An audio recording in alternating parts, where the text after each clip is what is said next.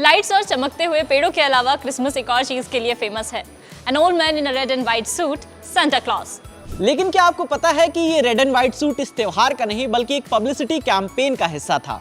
इसके अलावा कई देशों में क्रिसमस जो है वो 25 दिसंबर को नहीं बल्कि 6 या 7 जनवरी को भी मनाया जाता है। तो आज क्रिसमस के मौके पर क्रिसमस से जुड़े कुछ interesting facts.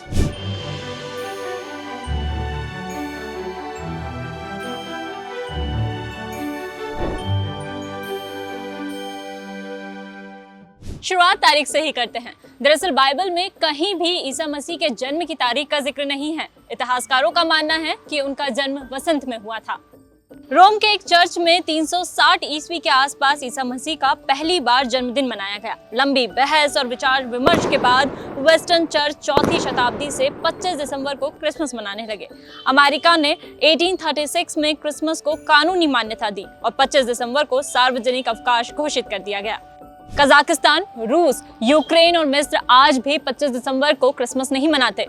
Armenian apostolic church 6 जनवरी को ईसा मसीह का जन्मदिन मनाता है। वहीं रशियन ऑर्थोडॉक्स चर्च को मानने वाले लोग 7 जनवरी को क्रिसमस मनाते हैं। सेंटा क्लॉज को ये रेड एंड व्हाइट सूट किसी दर्जी ने नहीं बल्कि कोला कंपनी ने दिया है। सेंटा क्लॉज के ओरिजिनल कपड़े का कलर ब्लू, व्हाइट और ग्रीन था। 1934 में क्रिसमस पर कोका कोला ने पब्लिसिटी कैंपेन किया जिसमें उन्होंने सेंटा को उसी रंग का सूट पहनाया जो उनके लोगो का कलर था, रेड एंड व्हाइट। इस सूट को कॉम्प्लीमेंट किया सफेद दाढ़ी, लाल कोट, काली बेल्ट और बूट ने।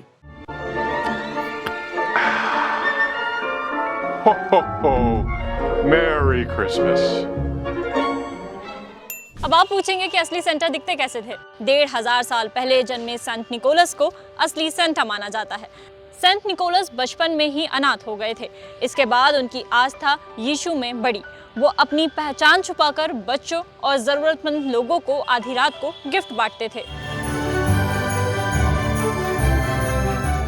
आप जो ये इतना सजा हुआ क्रिसमस ट्री देखते हैं, पहले ये ऐसे नहीं सजता था।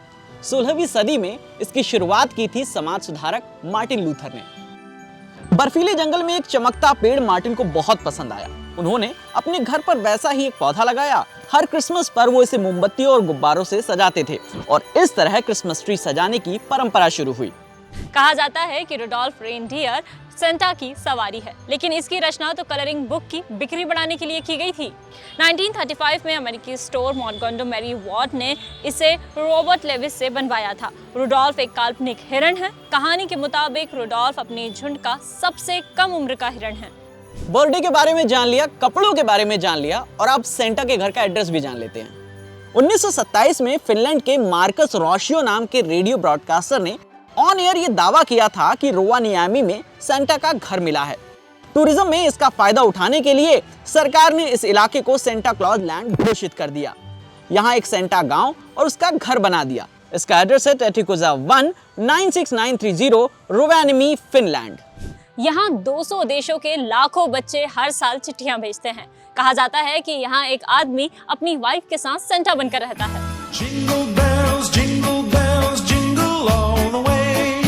Oh, what fun it is. Christmas का ये मशहूर जिंगल दरअसल एक थैंक्स गिविंग सॉन्ग है। 1859 में जेम्स लॉर्ड पियरपॉन्ट ने इसे चर्च के कॉन्सर्ट के लिए लिखा था। इसमें कहीं भी क्रिसमस का जिक्र नहीं है। 1890 आते आते ये क्रिसमस का हिट सॉन्ग बन गया। चमकते Christmas tree, red and white dress और सेंट निकोलस की हमेशा जरूरतमंद लोगों को मदद करने की सीख क्रिसमस को खास बनाती आई है। इस परंपरा को यूं ही जारी रखिए और ऐसी ही खबरों के लिए जुड़े रहिए दैनिक भास्कर ऐप के साथ। शेयर और डाउनलोड करें दैनिक भास्कर ऐप।